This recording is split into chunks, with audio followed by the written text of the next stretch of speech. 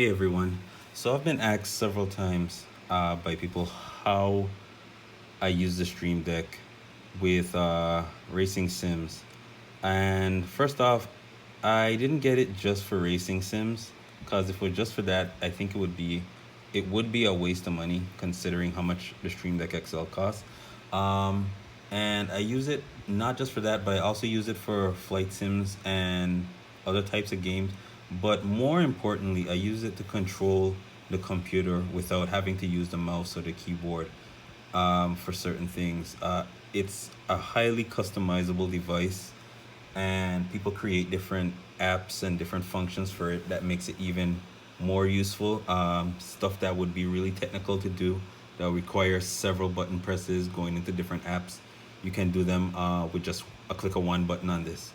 So it makes it very easy to get around to different things, and I find it extremely useful. So I'm gonna try and go through this as quickly as I can, try and keep it under 10 minutes hopefully.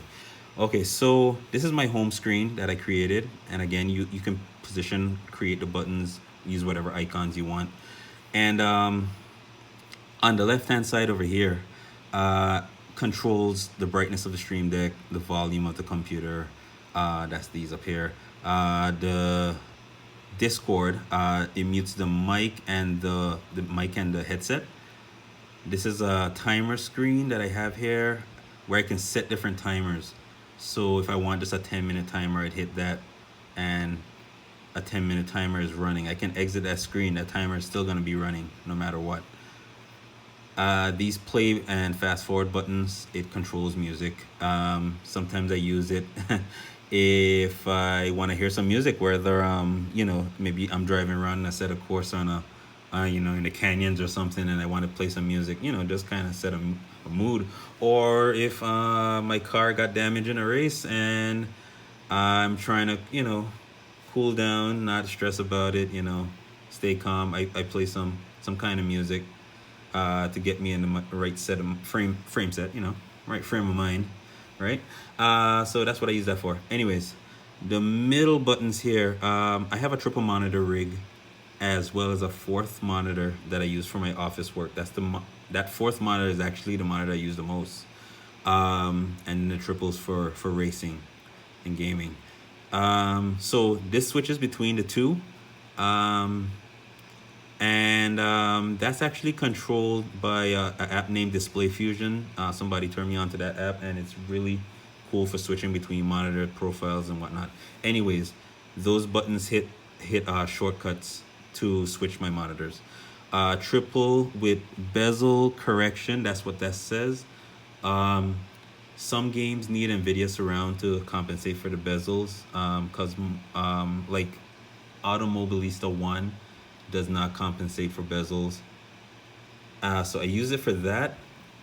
And arcade racing option, that turns my triple monitor rig into just the center monitor only, so basically a single monitor rig.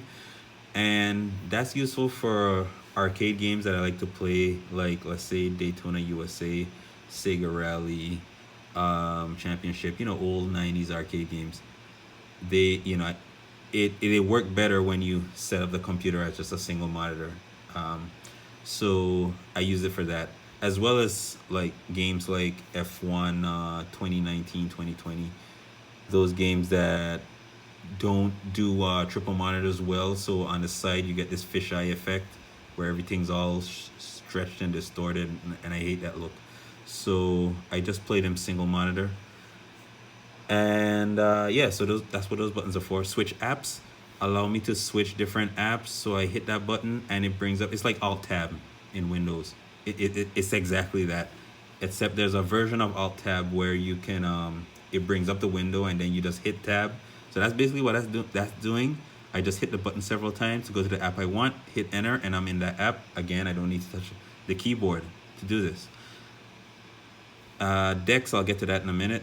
RTSS, that's to bring up the overlay, Riva Tuner, to show your frame rates and whatnot on the screen.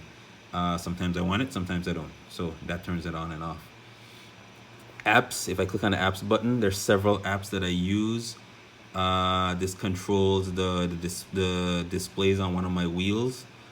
Um, a VRS. I use a VRS direct drive wheel, so that brings up the control panel for that.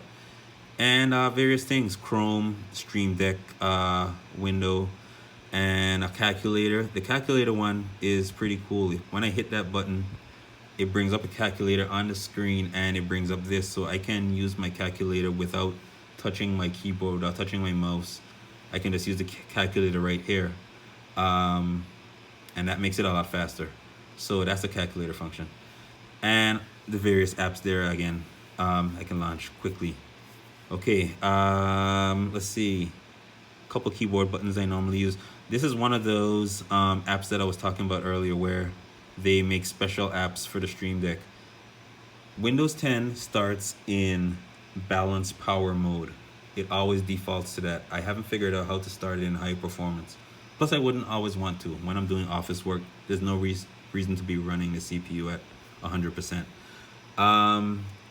But to change the power modes, you have to go into settings, go into power, find a power plan, change it over there. You got to do all of that.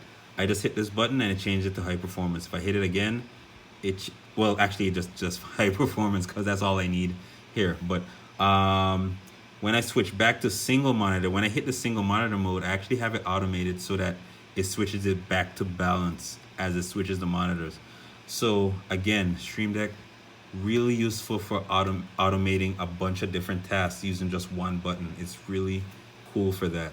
Show desktop, it minimizes everything. Show the desktop, pretty self-explanatory.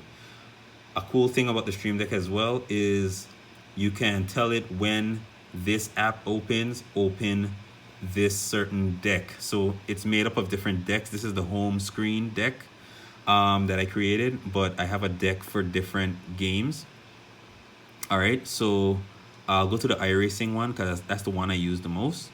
And so when I open Iracing, this pops up automatically. I don't have to press that button. This pops up by itself, so I don't even have to do that part. So here are the things I have for Iracing, and I'll just go through them real quick. Most of them you could pretty much figure out. Exit the car. That's a clock, obviously. Volume up and down, need that. That's useful. These are to change the different black boxes to go to the specific black box that I want to. These are the ones I use the most, so that's why I picked those. Pit menu, I'll get back to that in a minute. Black box, that's for when I have wheels that don't have any buttons on them. I have a Momo wheel, a round wheel that has no buttons on it at all. So I use this when only when I'm using that wheel. Otherwise, I don't use that screen. Delta is for changing the different delta timers in Iracing to compare, versus your last lap or your session best lap or your all-time best lap, and that cycles through the different options. Virtual mirror turns that on and off in Iracing. Chat brings up a similar screen that I have here where it replaces some of the buttons with the chat messages that you can program into Iracing. That's already pre-programmed, but I programmed a couple as well. So you hit the buttons and it sends it in the chat. That's what that does. Okay, exit that. Same thing, I talked about Discord already. Crew Chief, I use Crew Chief all the time, and sometimes it's useful to find out, the guy ahead's previous lap time or the guy behind's previous lap time. So I know how if he's catching up to me or if I'm catching him, if he's slowing down, etc., etc. Crew Chief can tell you a bunch of different things. I know you can do it by voice command, but I haven't had the best luck with that. I don't know if it's my accent or whatnot, or it's the fans blowing on my mic, but it doesn't work out well for me. So I use these buttons instead. And you can program it for a bunch of different things. I have a bunch of other stuff that I plan to program, but I haven't done that yet. I'll do that eventually. What else? These are for wheels that don't have buttons again. If I need to change some stuff and I don't yet. So that's what that's for. And let's talk about Pit Menu. The Pit Menu, I created this one to make pit stops a lot faster, a lot easier. Because sometimes I have to dive into the pits unexpectedly. Like I try to set up my pit window for the first pit stop in advance. But sometimes things happen and you need to change stuff around. and this makes it a lot faster, because iRacing, if you don't know, has you can type in certain commands in the text chat, and that'll change pit options. So what I did is I told these buttons to type in things in the chat, which will change my pit options. So 75 liters only, for example, will just give me 75 liters and doesn't change tires, doesn't do anything else. Whereas 75 all will give me all four tires changed as well.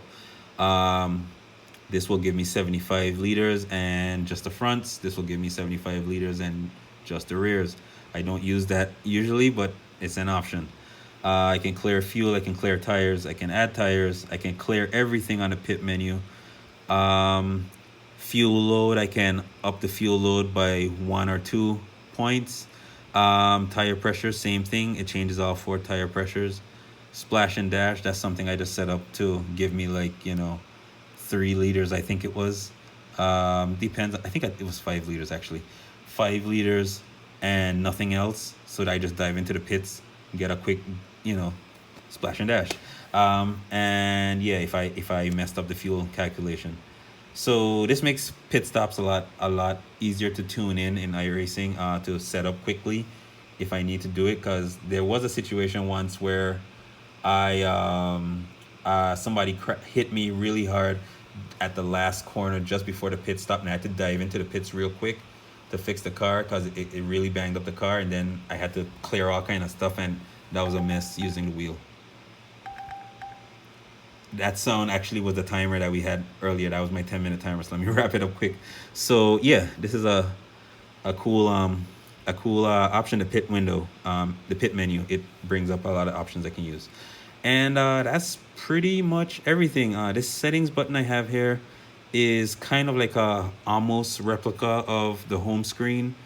So I can bring up different things there. I've talked about all of these already. The only ones I haven't talked about, FPS limit, that was like a diagnostic thing. I was trying to analyze something with a game that had frame limit issues. Anyways, and these up here, I can actually change my GPU profile settings from being at its standard clock settings to overclocking it or even underclocking it with just the push of a button. I don't have to open Afterburner or anything like that. So that works out pretty well for that. And everything else I've explained before. So that's it. That's how I use the Stream Deck. It helps with computer automation. And yeah, I rarely have to pick up the keyboard, except, if I'm tuning in something in my setup or something. But most times I don't need a keyboard. So anyways, that's what I use it for. Hope it was informative. And that's it, guys.